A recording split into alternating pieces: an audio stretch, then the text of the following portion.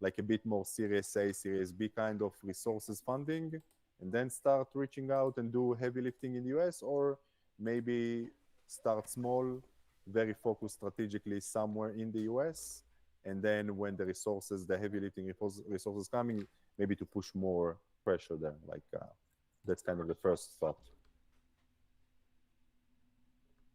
Should I explain all the challenges, Yeah, Josh, or keep going. right? So thinking about when you think about the ICP, you mentioned ICP, for example.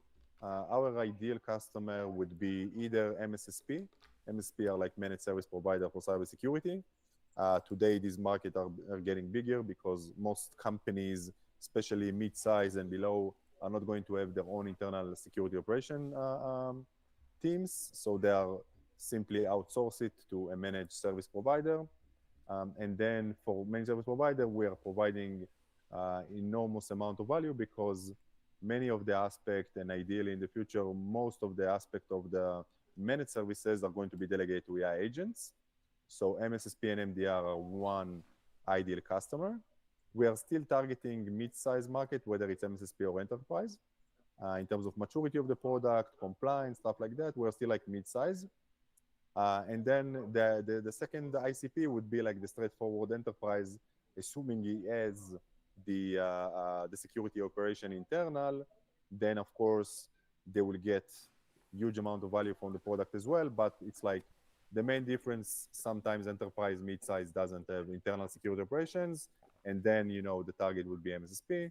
And if they have security operations, then this enterprise or the company organization can use for sure TandemTrace product. So these are kind of the two ICPs. And then what works for us, and the way I see it in terms of sales, even if we go to the US, thinking about even the biggest companies like Palo Alto, CrowdStrike, most of the sales in cybersecurity are being done by achieving good partnerships. That's very popular. It's like pretty much the only way to go scale. Like even if you have lots of resources, onboarding or investing a lot of resources on local internal salespeople, SDR, BDR, it might be more challenging to scale up very fast or horizontally to the entire continents. So most of the companies, at least from my experience, is like they are doing it using partners. So I'm assuming that it might be, very similar in the US. And then again, it's getting back to how can we find these good local partners in our stage, because we are not CrowdStrike yet. CrowdStrike has their own incentive, and it's very safe in a way to sell CrowdStrike. And so what I found in Europe is like these unique boutique local partners that they have incentive, they like to sell different stuff, they have a diverse portfolio. So it's kind of another challenge, like how to find these local partners in the US. So these are like the main challenges, and I'll let you kind of guide me through this conversation. Sure. Hey, look, if I knew it, if I had all the answers, I wouldn't be here doing this, man. I'd be retired on a beach drinking umbrella drinks.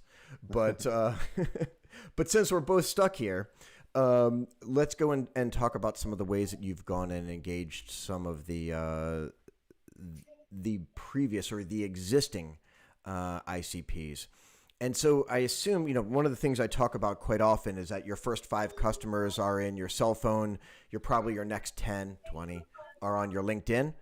Obviously, your mileage may vary, but this often comes from experienced industry people becoming entrepreneurs, whether you've been an entrepreneur over and over again or simply spent time in industry before going forward. And that would describe you.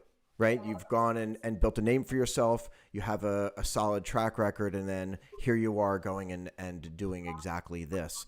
Have you been able to go and reactivate any of the relationships that you've had from previous companies that you've been basically doing this for? And what has your reception been? Yeah, so I would say that you're right about the first contact and the first early adopters. It would be like it's a lot around trust, of course, and people needs to know you before they know the product. Yeah, especially in the You're beginning. not, especially in the beginning.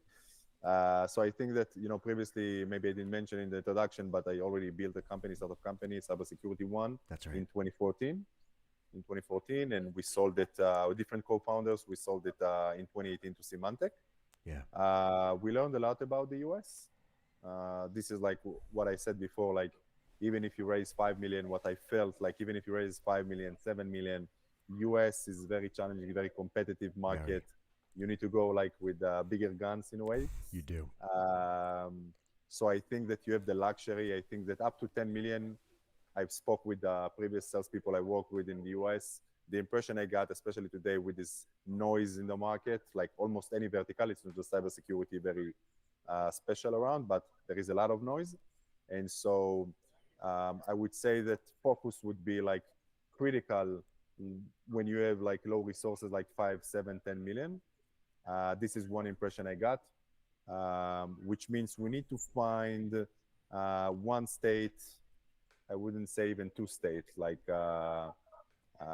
in terms of sales in the US, and then like try to narrow it down and find these partners only in one state.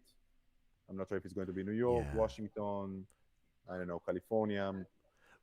We need to find this one particular specific state where you have some partners who can help us, even to have boots in the ground, of course, with one person or two people in the US.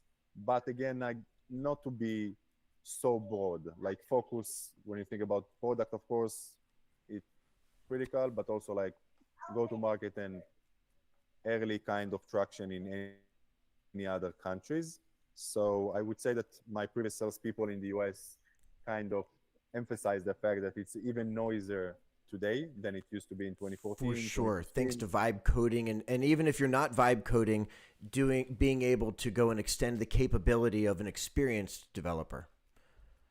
Definitely. So AI taking all the attention. We are in the AI game, so it's good for us, like in terms of we're building AI agents on a specific vertical. One of the research that I found, and I feel it the same way, that still vertical, like sometimes there is a notion where you can connect N8N or some, to build your own in-house solution. What the almost all the latest research found that vertical players are still winning in terms of quality and performance and anything within the specific verticals. So whether it's sales, it's marketing, cybersecurity, if you are very specific vertical, at this point, the research found that we are winning in terms of performance and quality and results. So we are in the AI game, but still, like there are plenty of other AI agents for SecOps in the space. So this is like in a way another challenge. Like how can you differentiate yourself? This noise. How would you find a good position and messaging around some a little bit different stuff than the other competition is saying? So this is a little bit about that. And of course, we are leveraging any of the team members is leveraging the previous experience, the previous contacts, previous people we worked with. So it's like kind of working for us early days. Like this is the first initial traction that we got, like people who knows us. But we're in a kind of post phase where, okay, we are getting traction beyond, the people on our WhatsApp, of course. Yeah. We are working, we want to establish like good local partnership to work in the next 1 to 2 years. And 2026, we are going to move forward with the next funding round. It's going to be one of the critical challenges or the critical decisions of if to spend time and resources on the US or not. Because Europe, you can go to good traction and revenues. So it's like a big decision for us if to spend, the time, money, boots on the ground, local partners. It's a lot of work to do in order to go to the US. Yeah, for sure. Because people are going to go and give the generic advice going in creating reference customers that you have geographically anywhere before going and to a bigger market. And my time in Spain, this is the story here over and over again. One of the things that I talk about is something you've already said is Israel as basically export nation, right? The companies are set up to go abroad, and it seems like you're positioning yourself in two, with two great geographies. One coming from Israel with the track record and know-how, and two moving to Spain, where there is also awareness of cybersecurity, a growing group of people and niche there, but also the cost of personnel is a bit lower, so you're able to go and get that benefit, as well as being multilingual. Let's leave that to the side because we haven't brought it up.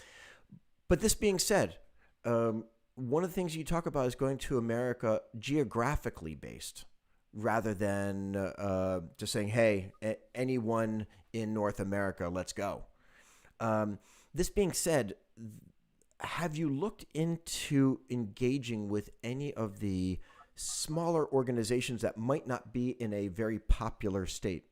That is, there's MSPs all over the United States. The United States is a very large area, and maybe you stay out of Silicon Valley for now. Go get lead gen from from people that are in work being done from anywhere in Spain with a U.S. phone number. Off you go for appointment setting. Has that ever been a consideration? So I was speaking with two people from similar profile that you mentioned, but specifically in universities. Right. So it's like unknown university in a way from the US to different states. And I mean, it's a great idea, but the challenge is like, how can you find these unknowns in a way? That's right. It's like I don't mind about their lack of familiarity with the word. It's like more about how to find these unknown. That's right. People in companies, but definitely it's a good idea. You're digging around for that that needle in the haystack because it's not known. Luckily, data today, going and finding these organizations today is a whole lot easier than ever before. Being able to search, even if you were to go on LinkedIn with Sales Navigator and see if you can find the people. Those either, we already talked about the first degrees, but maybe even the second degrees. Next being said, have you gone and worked on the PR angle? Being able to get in and mention in industry magazines that are English speaking, just because of the North America strategy. I'm thinking about I wouldn't call it like the Gartner strategy or PR strategy, but I feel like these paid PR, paid Gartner, paid, media consulting companies be less converting. Like it would be awareness rather than conversion. You're exactly right. It's like a luxury for companies like CrowdStrike, Microsoft, SentinelOne, stuff like that. On the PR level, it might get you some kind of awareness, but I feel like I don't have like a clear decision if I want to spend my money on this paid. Sure. I always believe in revealing your biases, and the reason I'm bringing this up is one of the early presenters in the series of Actionable Intelligence, where we had experts come in and speak about this. One of the first presentations was Joel Strauss, Strauss Media, who is also in Madrid. So I guess ultimately I'm giving him a plug right now. That was not the intention, but clearly it is the action. But that was one of these directions that he obviously would talk about. Is just growing and creating the awareness. So we've talked about going directly to market with these. What Steve Case wrote a book about the rise of the rest. That is, too often in the United States, we look at the coasts, west and east, and he's saying, hey, there's a bunch of activity going inside of the United States. This being said, understandably, there is some discussion about working with the United States At this point, I think we've all heard some of those concerns all over the world. Um, Instead of United States as your next market, what have you done in Canada, for example, or just since you're from dealing from Spain, one of the benefits of Spain is a bilingual workforce, and therefore you open up Mexico, and even if you go further south from there. Yeah. So we have some engagement with South America. I mean, it's something that would require different resources, but definitely reasonable. I mean, Canada is like, I don't think that I have any expertise, experience. Like, I got some leads from the Suns event, Right. but I feel like it would make sense to invest like more resources on the South America kind of countries, Latin America in general. Right. Mexico, you mentioned it's one of them, but this is a very big market. Yes. It's very popular among Spanish entrepreneurs and Spanish startups because of the language, of course. And I have local people who speak the language, of course, natively, and are Yeah. doing sales already.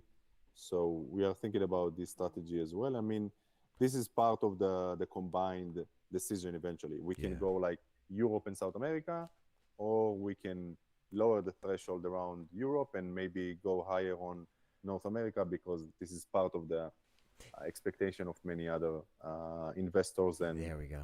maybe cybersecurity industry. Yeah, in fact, that was one of these things I was going to go and touch on is that, yes, while you are going and getting into the Americas, you are still going and likely dealing with, or I should say on average, dealing with organizations that are not as large as those you would find in United States and Canada.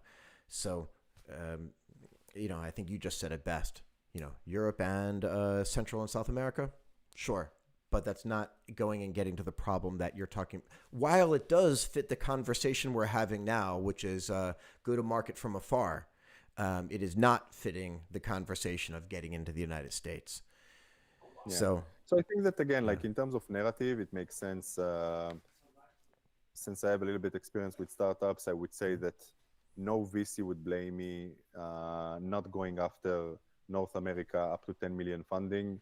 Like it would make sense to expand in Europe. I mean, we are international and global company from day one. We right, sell in a couple of countries. Israel is one of them. for sure, Spain, France, Portugal. It's like we are not like Spanish speaking only. right, So we have this kind of credibility that we managed to sell beyond Spain and Latin America. right, If we would believe that the customer acquisition cost makes much more sense in terms of ROI and possibilities than North America, then we would do it and maybe keep doing only opportunistic or cherry picking in the US in a very focused options that we might have.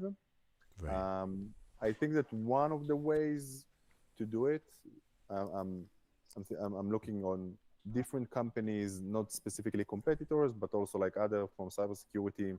I think that product marketing still working well. Like right, people who knows how to speak this language, how to speak, cybersecurity, how to present very well, how to speak about the product. Um, we call it a little bit an influencer, but also like it's a lot around content. It's a lot around credibility about the product, what we found, what our research found. So I think that product marketing is something that I really keen to have resources to have like 1 to 2 people to spend time only on, speaking about the product, speaking about our research, because one of my disadvantages, like I don't have time to speak and more about what we built and what we do on the research level, and we have like lots of fantastic stuff to share, right. and you need like dedicated people for that, and people who can share the message much better than me. Yeah, So I think that 2026 will do it for sure. The yeah. product marketing, influencing stuff. Not to put too fine a point on it, and I know that we're moving beyond our intended time, but one of the other ways that, I don't know if you've experimented this as well, is looking for those that either are multinational companies that are multinational by size or multinational by the geographic spread of their employees. To say, hey, wait, they already have reference to the United States, whether it's partners or direct sales. I don't know if that has been a strategy.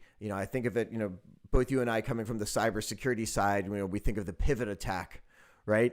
Come in for one, but in reality, you're going somewhere else. It's a little bit of a two-step, but I didn't know if that one was this. And therefore, one of the points I'm making is just to go. And so, since I'm plugging previous, presenters, I'm thinking about Christine when she was talking about her account-based marketing strategy and being able to highly define who it was you're going for and working there. So here we go. Second plug on actionable intelligence. Christine Carrick, look for her presentation in the past. Sounds like an action item for sure. Well, very good. Hey, the idea of these times is just to go in and sit down, have everybody jump in with ideas. We are for sure in the holiday season. Some of the EU experts that I've invited have already gone onto their holiday vacations, and I should have thought about that when we scheduled this time. Here I was thinking that it was going to be easier because there would be fewer distractions. Alas, I think I still have a bit to learn. Almog, thank you very much for coming in. Thank you very much for bearing your soul and talking about an actual business problem. For sure, we're going to be going and presenting this to the A-Round community, and let's see if there's anybody who comes into any of the streams, stream on YouTube, stream on LinkedIn, as well as the media that we go and present. And hopefully we can make some type of connection, because that is the intention of A-Round. Entrepreneurs such as yourself, finding collaboration with other entrepreneurs such as yourself, or some of these other specific experts like those that I've ended up plugging, as well as others. So thank you very much. Sure. Sounds good. Thanks for the time, Josh. Take care. And speak to you soon. All right. Happy holidays and Happy New Year. Happy holiday, man.